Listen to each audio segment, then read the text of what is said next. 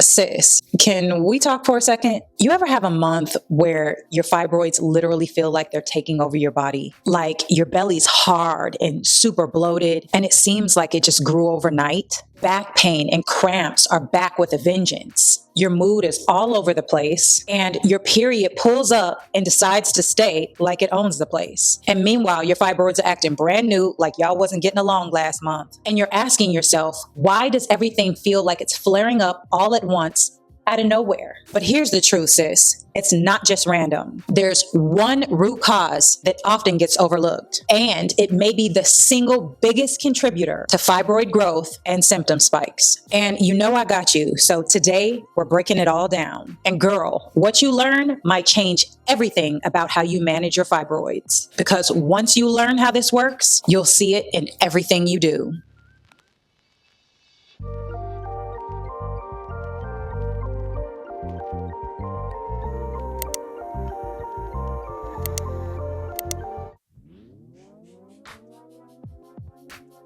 Welcome back to my channel. I'm Glampreezy. And if you're new here, hey girl, hey, I'm your go-to girl for natural fibroid healing and hormone wellness videos. After shrinking my fibroids naturally and keeping them at bay for 2.5 years, I've become a women's health advocate right here on YouTube. I'm very passionate about helping women to really understand their bodies, their hormones, and how their fibroids work. And if I can help encourage and motivate you to take control of your healing journey, my job is done. So if you're ready to stop guessing and start healing, please join the family and subscribe to my channel. All right, now, come on in, girl. Let's get into this. Fibroids are estrogen sensitive tumors, but they're also part of a bigger pattern. And that pattern is chronic inflammation. And through all the research that I've done in the last 2.5 years on uterine fibroids, there's always been one common thread within all the symptoms and most of the causes, and that is inflammation. A 2024 article in the Journal of Reproductive Immunology breaks this all the way down. Researchers found that several major inflammatory cytokines like IL-1, IL-6,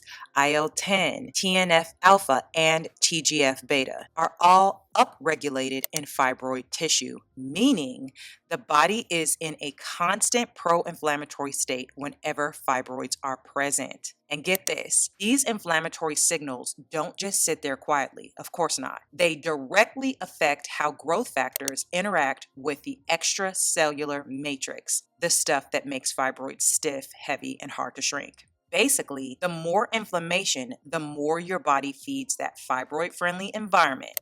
Furthermore, the article goes on to say that controlling and improving local inflammation could be a direct way to shrink fibroids and improve symptoms.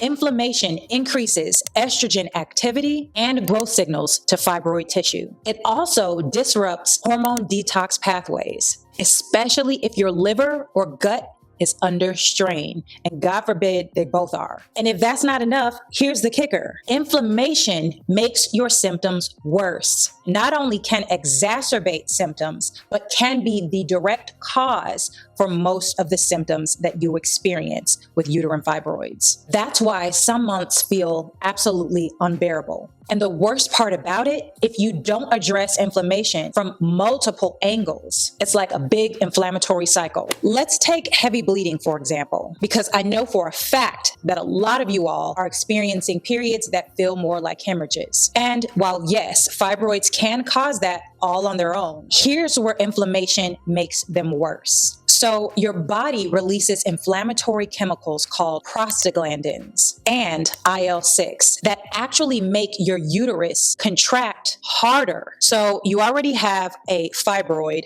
interfering with your uterine lining that's trying to contract, right? Now, with the increased presence of these inflammatory chemicals, your body starts to go into overdrive, right? And the result? Clotting, flooding, bleeding through pads every hour. You're bleeding harder because your uterine walls are having a harder time trying to contract due to the physical presence of a fibroid. And on top of that, you're bleeding from the inflammation that the fibroid is triggering in your body. Okay, so let me give you another example because I feel like this one is very much underrated when it comes to fibroids and fibroid healing. And I think y'all need to start taking it more seriously around here, okay? Stress is another really good example. Now, I really do feel like people are truly underestimating the role of stress in fibroids and hormone health. So let me set the tone for you real quick. Here's what's actually happening behind the scenes. When you're under stress, no matter whether it is emotional stress, mental, or even just chronic overwhelm, your body starts pumping out a hormone called cortisol. And I'm sure you guys are all familiar with that if you've been watching my channel. Now, in small amounts, that's actually normal. But if that stress becomes chronic, your body starts living in a state of constant low-grade inflammation. This is science, not just me, girl. And fibroids, ooh, they love that. Cortisol in this condition can throw off your hormone balance and actually slow down how well your body can get rid of excess estrogen. And on top of that, inflammation, like the type of low-grade inflammation that your body is living in with chronic stress, makes fibroid tissue swell, literally making pain, bloating, and pressure feel much, much worse. So those random days when you're not on your period, but your fibroids seem to be flaring and you've got severe lower back pain and a lot of bloating, yeah, that fibroid flare can be caused by stress. And this is exactly why I talk so much about stress management in natural fibroid healing. I told y'all don't want to listen to me though. All right, so let's look at some other common inflammation triggers. And of course, I had to put at the top of this list, diet, namely processed food, even though there are many other things under the list of diet that could go here. And this one is another one that is consistently being underestimated: constipation and poor detox. Now, that's a loaded topic, and if you want a separate video on that, let me know. Sleep hygiene. Poor sleep can absolutely cause inflammation and hormonal discord, which of course contributes to your fibroids. As I just mentioned earlier, chronic stress and or unhealed trauma or emotional suppression. I already have a video about that. If you haven't watched it, please go over and watch it. Oh my God, you guys. Now, if you've been watching me for a long time, then this should come as no surprise. Blood sugar dysregulation. I have said it once and I will say it until the end of time. Please pay attention to your blood sugar if you wish to heal your hormones and your fibroids, ladies. Poor gut health. The gut is the second brain. It is very important that we are doing things to help to support our gut health on a daily basis in every single meal, you guys. It's a non-negotiable. Environmental toxins, plastics, synthetic fragrance, chemical cleaners and solvents, mold. That's another one that I should probably already have a video on, but I don't yet. A sedentary lifestyle or not moving your body enough. This is something that's important for any health journey, but especially for your hormone health, ladies. And on the opposite spectrum of that is too much high intensity training or strenuous physical activity. That can also cause inflammation and throw your hormones off. And I did want to put this one on the list because scientifically it is a cause and it definitely has a lot to do with inflammation, and that is a high BMI. And that is something that we need to look into as well when we are talking about fibroids and hormone health. I don't want to get into it right now, but the more body fat you have, the more estrogen that you have. And that's something that maybe I need to get into in another video. Okay, so how does this manifest in your body? What does this look like? Now, if you have fibroids and they're problematic, it is very likely that you have experienced one or maybe even all of these things on this list. And by no means are these the only things that it can look like. And if I miss something on this list, please feel free to drop it in the comments down below. Of course, this can look like what I call fibroid flares. And what do I mean by a fibroid flare? I mean a temporary spike in your fibroids and your fibroid symptoms. This can also look like sudden bloating, not just bloating in your actual fibroids, but bloating bloating in your gastrointestinal tract, in your gut. That also can be something that you see. And in most cases, you're probably experiencing both at the same time. And trust me, I've been there. I've been there. Those are those days when you just give up and just tell the lady you're pregnant just to see her happy. You know what I mean? And that's sad to say, but hey, I've been there. Cramps and pain outside of your period, extreme fatigue, brain fog that feels like you could barely even remember what you ate an hour ago. That kind. Real thick. Pain with bowel movements or even pain with intercourse. Breast tenderness. Oh my God, I do not miss that. I used to want to put on 2-3 bras at a time just to keep from brushing up against them. Of course, heavy bleeding, prolonged bleeding, periods that seem like they just don't want to end. This is all inflammation, ladies. And of course, we cannot forget irregular periods and or late periods. That can also be caused by inflammation in the body as well. So don't rule that out. All right. So here's the fun part, the part where I get to some solutions that worked for me. First up on this list, a little nourishment. Got to talk about diet and nutrition. That is like at the top of the triangle here when it comes to natural fibroid healing and healing your hormones. And that starts with an anti-inflammatory diet or anti-inflammatory foods. Leafy greens like kale, yes, yum. Wild blueberries, turmeric, ginger, garlic, avocado, and even grass-fed and finished beef. Yes, you guys don't even understand how healing clean beef can be for your gut, especially. And it's not just me saying that, you guys. There's science to back this up.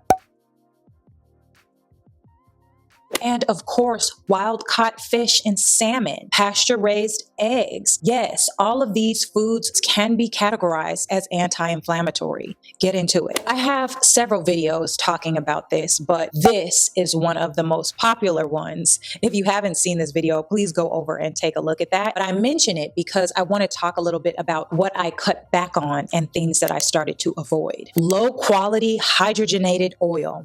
Yes, girl. If it's not coming from a high quality source, you got to get rid of it. And that goes for pretty much everything that you eat, really. Refined white carbohydrates. The whites got to go, y'all. Flour, bleached, enriched food is not good for you. It is inflammatory, girls. Dairy. Now, I have been lactose intolerant since I was born, but I found that a diet heavy in dairy, especially processed dairy, has caused me so much inflammation when I eat it. Now, there are some exceptions, you guys. There are some exceptions. Every now and then, I will eat a nice high quality feta or goat's milk cheese. Every now and then. If I'm going to have cheese, it's going to be one of the two of those. Alcohol. Whoa, whoa, whoa, whoa, whoa. You got to cut way back on the alcohol because that right there, I'm not ashamed to say this. I used to drink a lot of tequila. I'm not gonna lie. I lived in Miami, okay? It is what it is. Now, when I drank, I realized when I woke up the next day, it almost was like my fibroids tripled in size. And even if you didn't have fibroids, alcohol is very inflammatory. So you can only imagine if you already have an inflammatory condition like fibroids, you'd want to avoid it as much as possible, okay? And that goes for red wine and white wine as well. And really anything that is processed, if it's not a whole nutrient dense food, it's probably not good for you to eat. I recently did an article on Substack about why eating healthy is not enough to shrink and manage fibroids, because we're under this impression that healthy is what we need to be eating like in order to shrink and manage our fibroids and heal our hormones. But the truth is, as a female being, a female body with female hormones and cycles and a uterus, if you're not eating for hormone health, it's not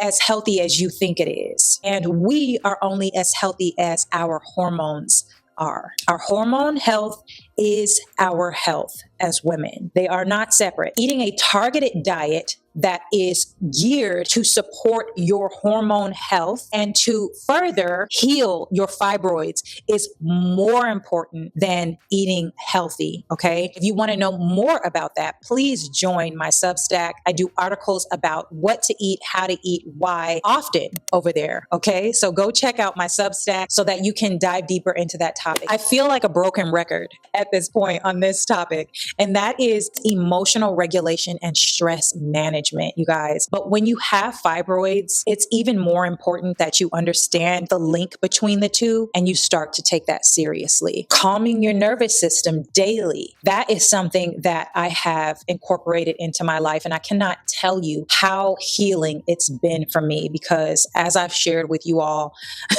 on this platform, I did grow up in Chicago and, that did a number on my attitude and the way that I manage situations.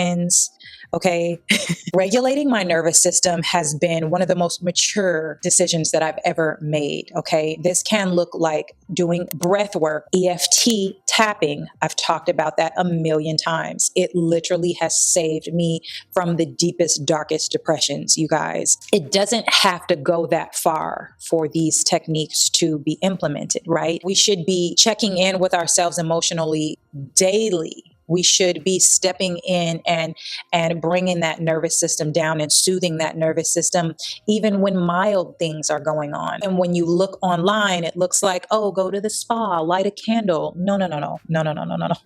We're talking about getting in tune with our breath, becoming present, being mindful, right? These are things that really have to do with nervous system regulation, having boundaries and not allowing people to continuously cross your boundaries. That's why I say that it's very important to get rid of toxic people, places, and things on this fibroid healing journey if you really wish to have success. So here's another one that I feel like, again, is very underrated. Nobody's going to talk to you about it. Detox support. And no, I don't mean go and do a detox or take some detox tea or some water fast or what have you. That's not what I'm talking about. I mean, supporting your detox pathways and understanding that your body gets rid of excess and old hormones like estrogen through your bowels, through your excretory glands, sweating, things of that nature. So we need to be doing things that optimize and support these pathways. Now, with that being mentioned, your liver is so very important. I said this in one of my very first videos almost 3 years ago now about healing my fibroids, and I was right on the money. We need to be supporting the liver. The liver is what processes and helps to get rid of that excess estrogen, packages it up, and gets it ready to move through your bowels. Okay. If we are not supporting through our diet and through our supplements and through our herbal remedies and such and our lifestyle, what are we doing? And lastly, on this list of things that I've incorporated in my life that have helped me to reduce my inflammation, we got to talk about sleep hygiene, right? I'm the worst of the worst because I'm not a morning person. I'm a night owl, right? And it has really been the bane of my existence, if I'm being honest with you, cleaning up my sleep hygiene. But it is so incredibly important that we cannot continue to overlook this because proper sleep, deep, nourishing, good, healthy sleep is the key to healing your body. It just is. There's absolutely no substitute for it. It's like thinking that you're going to use your mobile device 24/7 and not charge it. That's insane, right? So it's the same for our bodies. I do have a video about sleep. So go over and check it out if you want to learn more about that topic. For me, 7 to 9 hours of sleep is a non-negotiable. 7 is pushing it. Okay. If I'm just being honest with you, 7 is pushing it. 7 may be some days in my follicular where I'm just blooming and I'm just blossoming, honey. But outside of that, it's 8 to 9 hours. Okay. I absolutely use magnesium glycinate. That's my girlfriend. we go together real bad.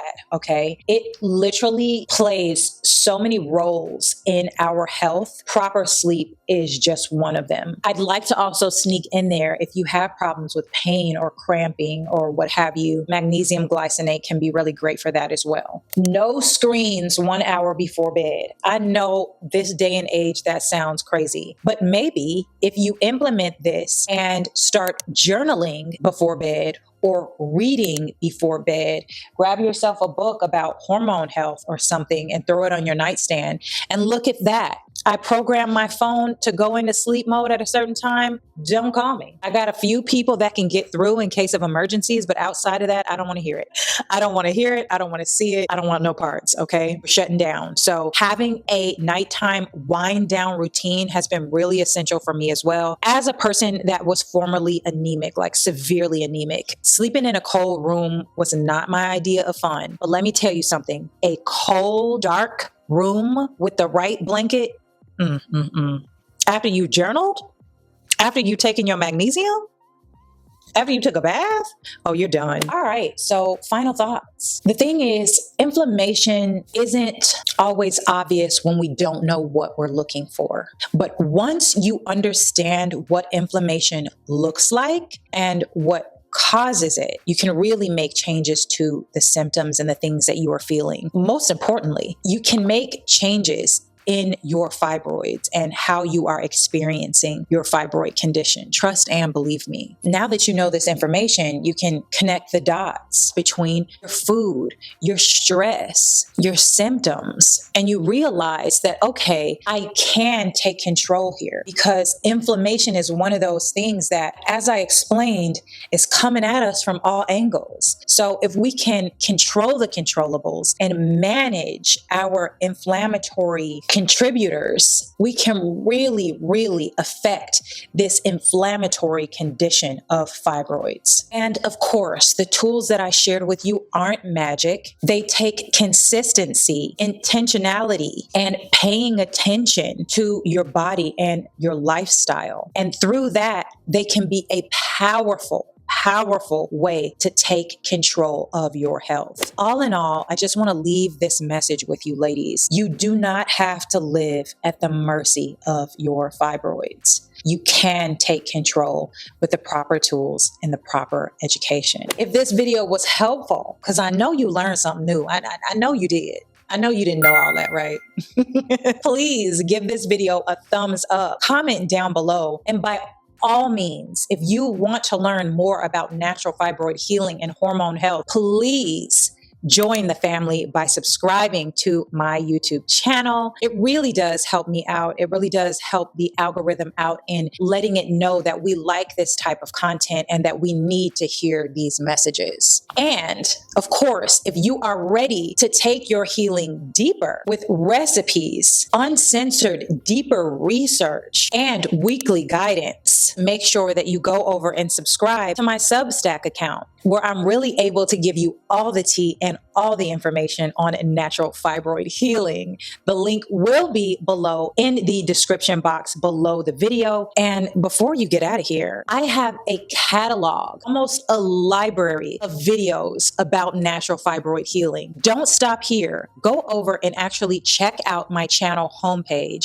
and you will see how many videos I've made on natural fibroid healing. Every topic that you can think of, girl. So go and check them out. And until next time, I love you guys so much, and I can't wait to see you in another video.